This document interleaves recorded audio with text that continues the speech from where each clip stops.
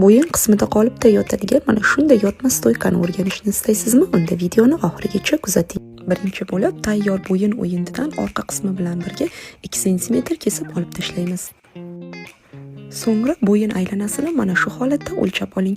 Chiqqan sondan 3 sm minus qilgan holatda belgilab oling. Bitta tarafidan 7 yoki 8 sm holatda ko'tarilib oling. Burchak qismidan 5-6 sm ko'tarilgan holatda chiziqlarni amal qilib tutashtiring. 3 yoki 4 sm holatda yoqa kengligini qo'yib oling. Chiziqlarni tutashtirib chiqing. Tayyor bo'lgan yoqamizni kesib olamiz va model chiziqlarini kiritib chiqamiz. Mana shu holatda kesib olamiz va orasini 0,5 sm ochgan holatda andoza qog'ozga yopishtirib olamiz.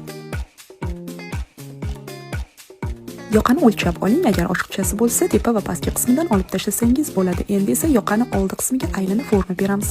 Matoni buklov tarafiga yoqani orqa qismini joylashtirib, mana shu holatda ikkita yoqa kesib olamiz. Matoyim qattiq bo'lgani uchun qotiruvchi narsalar ishlatmadim. Siz bemalol dublering ishlatsangiz bo'ladi.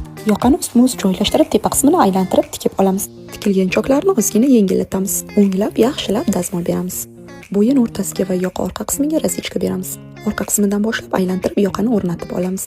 O'rnatayotganingizda e'tibor bering, tana qismi pastki qismida, yoqasi esa ustki qismida turishi kerak. Endi esa yaxshilab dazmol beramiz.